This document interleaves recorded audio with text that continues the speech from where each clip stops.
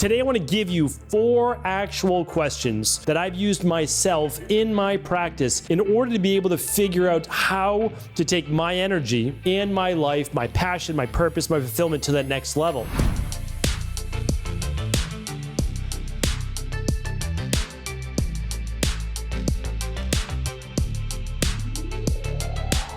So if you've ever been someone, even if it's only been for certain slumps in your life, and I'll share some of mine as well, that has felt maybe groggy upon waking, wanting to hit the snooze button, no real motivation, no real energy, just kind of slogging through the day, looking for something of excitement. Maybe it's shopping online or it's, sporting-based events, whatever it might be. There's nothing wrong with those things, but it's kind of like you're looking for something to distract you, right? You're looking for something to get into, to motivate you. And what I want to share with you here today, that there is actually a secret to unlimited energy. But before I get into this, I don't want to dismiss real health issues. So when I was a teenager, I had Addison's disease. I had type 2 diabetes. I had autoimmune issues. I had mastocytosis. I had real health issues, right? Insomnia, all of those things, POTS. But the issue is, once those are corrected, which they were for me, I still at times in my life would have low energy, low mood, low drive. And there's something more than just the physical self. And I want to concentrate on that today. So yes, if you have low thyroid or you have adrenal-based issues or you have bloating or digestive issues, don't get me wrong. Those things need to be fixed. And I'm not dismissing that in any way, shape, or form. That's literally what we do in our practice. But if when you're looking at your labs and overall they look pretty good, and you just don't have a lot of motivation and you don't have a lot of energy, what I want to share with you here today is moving beyond the physical and actually looking at the mind and the mindset overall. Because we all know that there's people out there and they might have physical ailments, they might have physical issues, but yet they still have lots of energy. They're still motivated. They still have drive. They still want to achieve, right? You see some people in the world, they seem to be accomplishing so much. Why them? Like, why are they just uniquely gifted in this way? And I would say, no, I don't think they necessarily are, because I've seen people make dramatic turnarounds in their life. And it really has to do with this thing that I think is being studied to a little bit higher degree, is that everything has a frequency.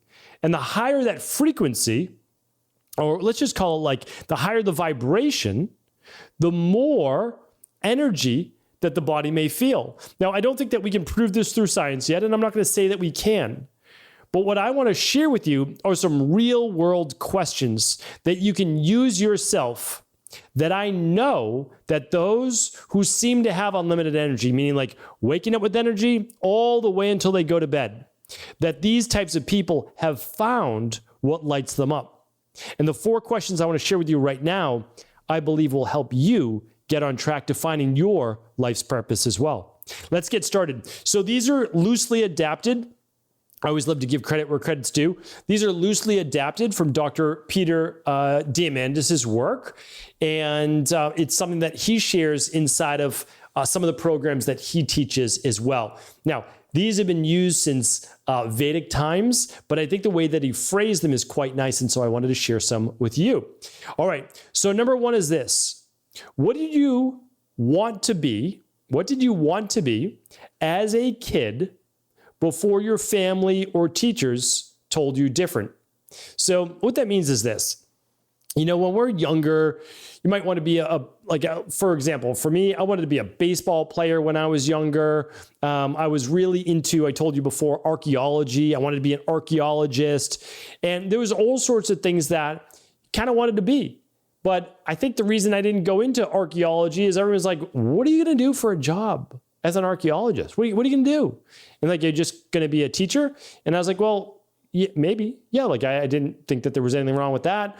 But that necessarily isn't what's promoted. And same like being a baseball player. No, that's probably true. But why not just continue to follow your dreams?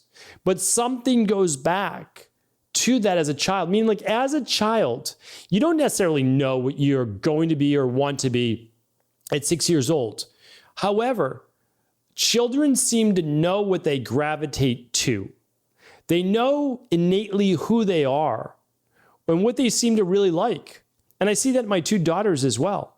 So for me, sure, yeah, maybe archaeology wasn't necessarily the right job. When I look at it now, doing like specific tedious-based work on a dig that might be 5 years before you even start to uncover the first layer. Sure, I don't have I'm not that patient. Now, could I be? Maybe, but that's not innately me.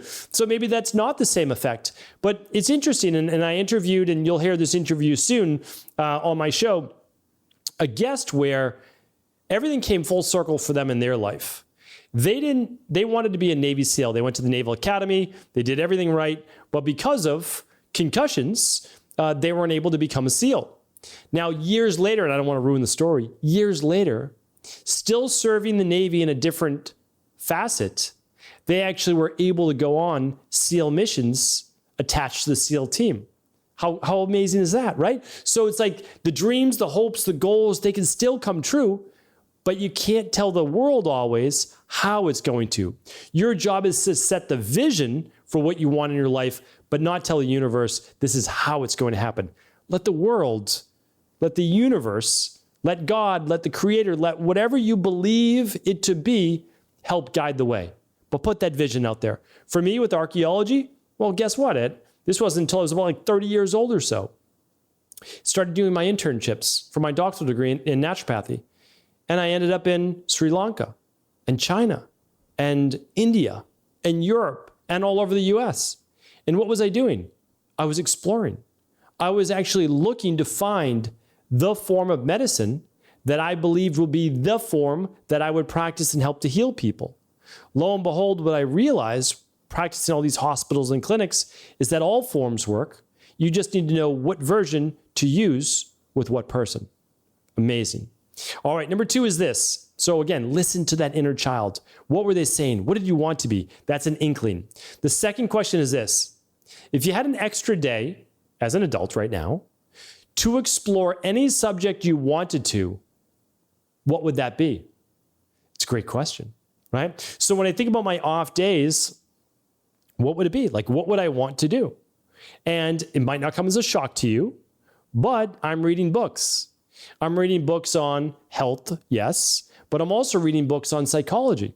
It's why there's a Mindset and Motivation Monday show, because I love to read on psychology. And now I probably read maybe 25, 30% of what I read is on psychology, the mind, and helping people to become high performers in their own life. Because if you already have the protocols and you have the labs to show people what they need to do, the only thing left then is helping people to help themselves to take that next step. And I'm very fascinated by how the mind works. So what would you do? What would you do in your life if you had an extra day to study anything that you wanted to?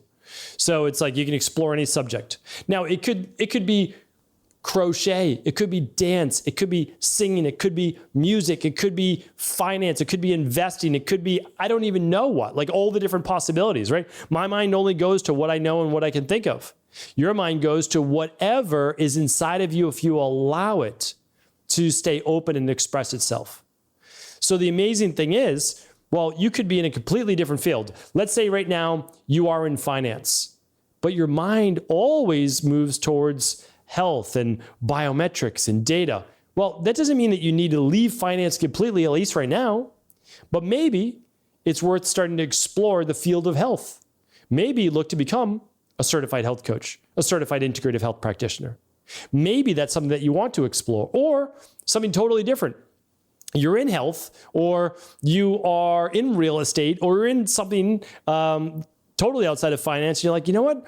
I'm very fascinated with investing in whatever it is. So you start to study that. You take a course on that. So just think about that. Again, if you had an extra day just to be able to read and explore, what would you explore?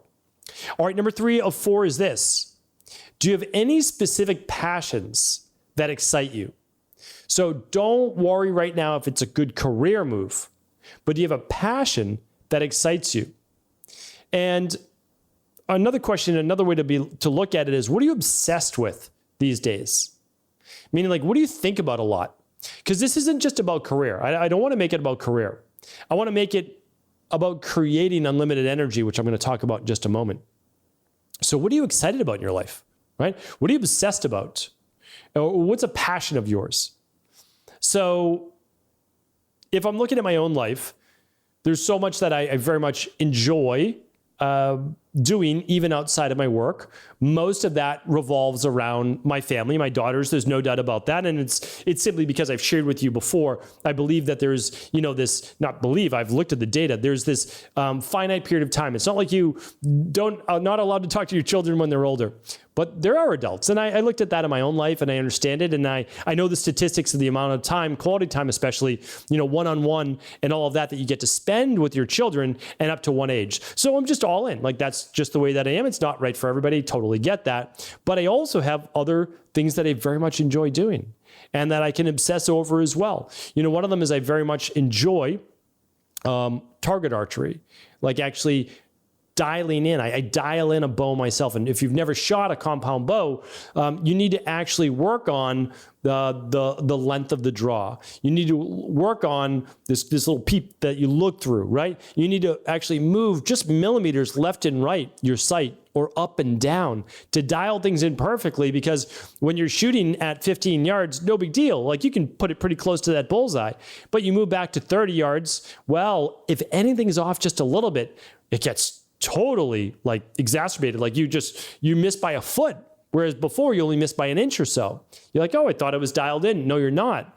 And then you go back to 50 yards and now you really see that much more. Every little millimeter counts and it makes you totally focused. So it's almost like this form of meditation, because if you're thinking about anything else, there's no way you're hitting that target. So I enjoy that. I enjoy chess. I don't get to play enough, but I very much enjoy that. All sorts of different things. And so kind of like, is there anything that you're excited about? Have you set a goal around it? Might be worth exploring. All right, number 4 is this. What book or documentary topics do you find yourself pulled towards when you have free time? So what do you like to watch, right? What interests you? What books do you read? So this goes beyond career. I want to share with you this.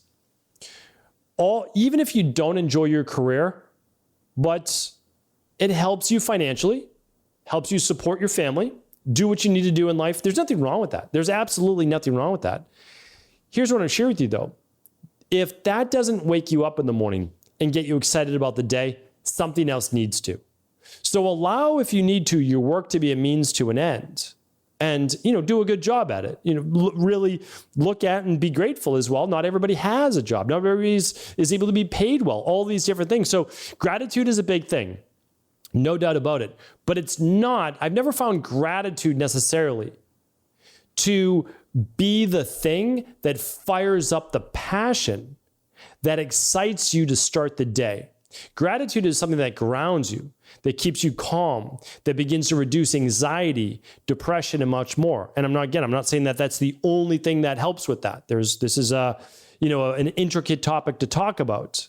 But what I would say is this: every person I know that seems to have what I refer to as this unlimited energy storehouse. Again, coming from someone who had Addison's disease, which is the inability to produce cortisol, which is energy. Right? Like, I couldn't produce it.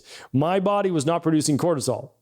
So how then, of course I recover from that, but how do you get someone then to then get excited about life in general? And anyone, this goes for any health ailment or not. What makes you not want to hit that snooze button in the morning? You have to have a why. You have to have something that wakes you up every morning that you're excited to go after. So oftentimes entrepreneurs are excited about building a business. There can be, especially when people like are first in a relationship, they're so excited about getting to talk with that individual, getting to message them, whatever it might be. People in a new job, it's exciting, it's fresh. So what I need you to think about is, what is it that isn't just new, that's going to keep your attention maybe for a week or two, right? But that's going to keep you excited and wanting to wake up, jump up out of bed and actually start the day. And if you don't have that thing yet that gives you the energy to make you want to get up and get after it, explore these 4 questions. What was it? What did your heart desire as a child, right? What did you really love? What was a passion of yours? If you had an extra day to study something, you could just read all day. What would it be? Nonfiction wise, what would that be? Number 3, what are specific passions that excite you? Hobbies, interests, anything like that. Doesn't have to be a career, but what do you find yourself maybe obsessed with over the last few months or maybe even years that you're not necessarily using right now if you don't have that unlimited energy? And then also, what book or documentary, topic-wise, is a genre that you typically find yourself pulled through? If you give yourself the time to answer those 4 questions, I have no doubt just the act alone of starting to work through this process is going to get that energy surging. And then as you begin to find your why, your passion, your purpose, what gives you fulfillment each and every day, you will wake up with that unlimited energy. Take care, everybody. I appreciate you. I thank you so much for tuning into the show. This was a fun one. If you find this episode helpful, do feel free to share it with anyone you believe it could serve. Thanks so much for tuning into today's show. Before you go, don't forget to hit that subscribe button. I want to make sure that you're getting our daily content, not missing out on anything functional medicine, wellness, weight gain, weight loss, anti-aging, living longer, stronger, and all of the most cutting-edge research. And if there's any topics you want to hear, feel free to leave them in the comments below. Take care.